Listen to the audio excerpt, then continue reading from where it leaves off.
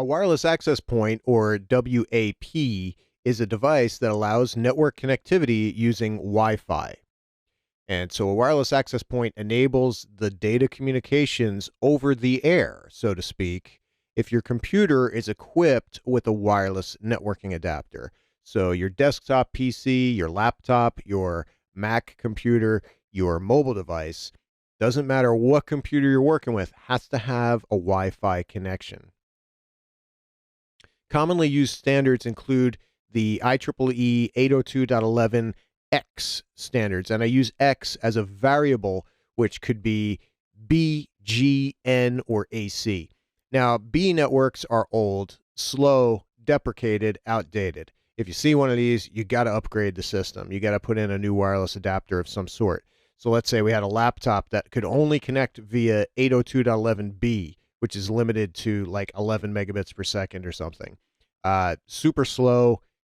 You can't even watch video with that. And that's kind of the bar. That's kind of the line that I draw. Can you watch video with your computer? If you can't, then we probably need to upgrade your wireless connection.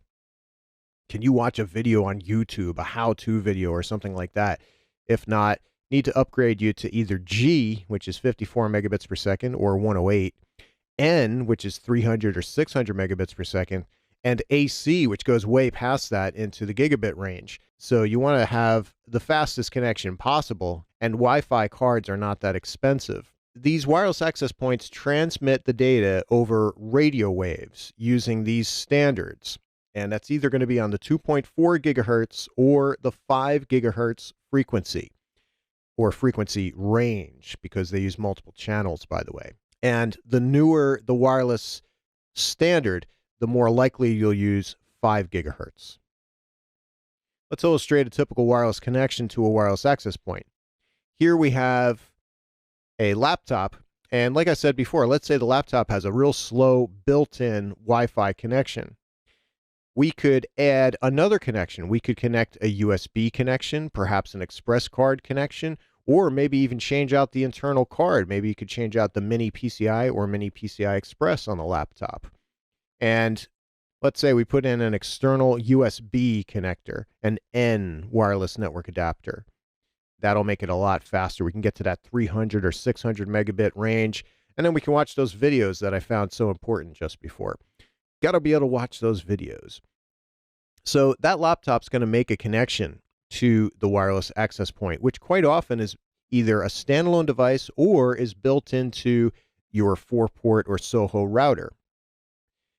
And so here's the wireless access point, and each wireless access point gets a name, an SSID. That's its network name.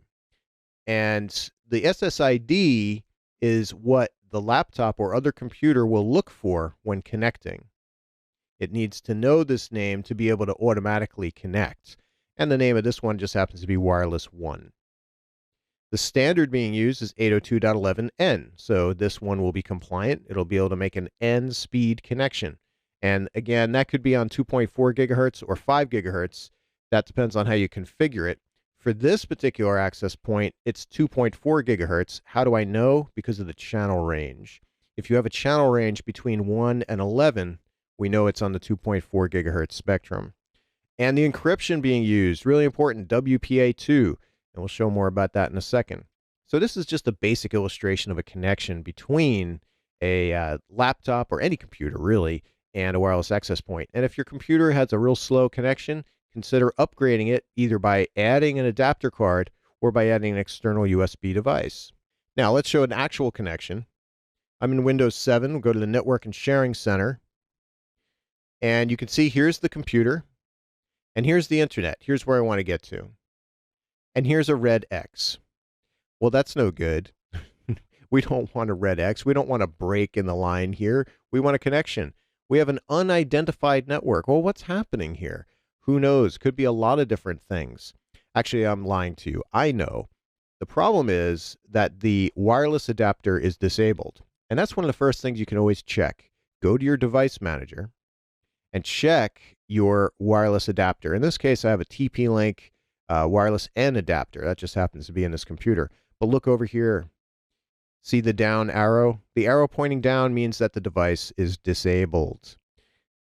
we can easily fix the problem. Right click, enable, that refreshes, the arrow is gone. Minimize that. And you see it actually was self-repairing. It was fixing the problem. And now we have connections to multiple networks and a straight connection out to the internet. And if you were to look in your notification area, you'll see now your wireless connection has gone from an exclamation point to actual bars, and you'll know you have that connection now. So here we have a screen of our wireless access point and the configuration for it. We have the wireless 2.4 gigahertz network and a wireless 5 gigahertz. So these run concurrently and separately. And so we could have clients connect to either one. Newer clients, computers with newer wireless adapters, such as the newer 802.11n and, of course, the 802.11ac, will be able to connect to this. And older adapters, older types of 802.11n or B and G, will connect to this. So we're running both networks here. We got the wireless 2.4 gigahertz. It's enabled. It's running. And the name of it is Unknown Network. I use names like that all the time. At the end of the recording of this video, I'll probably change it. But, names like that. And then I'll usually disable the SSID, by the way, afterwards, after I get all my devices and printers and everything connected. But the mode, it's 11. That means 802.11. And it's using B, G, and N. So it's a mixed mode. Now, you won't get the best quality connections with this. If you want the highest quality connections, use just one network type. That's usually not a possibility in small companies or in the small office or at the home, just because there's so many different devices coming in. But if you can, you try to use just N. And then the channel 11 is being used. The range is 1 to 11, and generally I like to use 11, but there's 3 different portions to that. There's 1 to 5, 6 to 10, and then 11. If you're going to have multiple wireless access points, try to have one in each of those sections. So we're using channel 11. That's what the client needs to know. It needs to know the name of the network and the channel it's going to connect on, if it doesn't see that automatically. Then the wireless 5 gigahertz.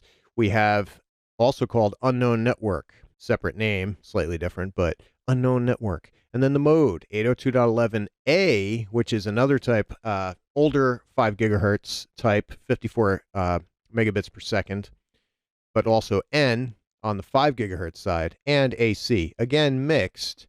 When I redo all this after the videos are done, I'm just going to stick with AC because all my devices can do AC. So that'll be the fastest and best way to do it, and the wireless access point will work the most efficiently at that point. And we look at the channel here, different channel range. This is 165 is what I'm using. And the usable range in United States, and by the way, the range I gave for 2.4, 1 through 11, that was also for United States. It might be different for different countries. But the usable range in the United States for 5 gigahertz wireless transmissions is between, I believe, 48 and 165. I think it's 48. So 165 is the last one. And I tend to use the last one in the range for my own stuff. Generally, most people around you, most companies around you won't use that channel range. So it kind of helps with keeping interference at bay. So there's one of the channels for that. And by the way, there's other wireless frequencies out there.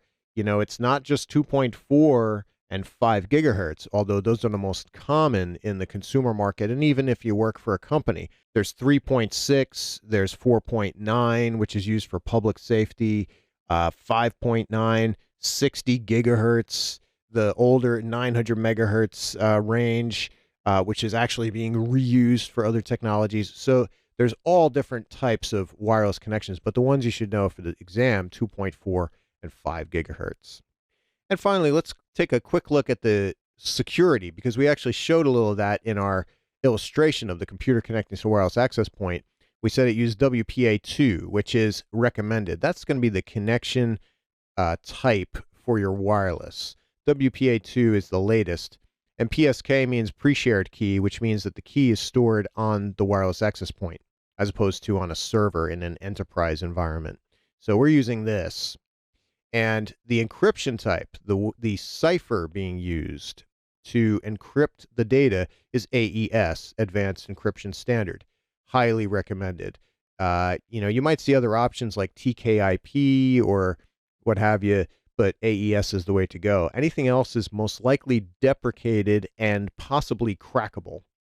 And then you have a password, and you can have a huge password for this, alphanumeric with characters all across the board. And so, you want to select something complex for that. That will be hard to crack. And up here you see the infamous disable security. Oh, yeah. Very rare that you will see this radio button selected because, if you disable the security, well, then you have no encryption and you can just have open connections. That might be a possibility. And maybe 10, 15 years ago, somebody in a coffee shop might do that so anybody could just connect. But that is not smart as of today, as of the recording of this video. The only time you might see this is if this is a Soho router, an all-in-one device that is only being used for wired connections and wireless is not being used at all.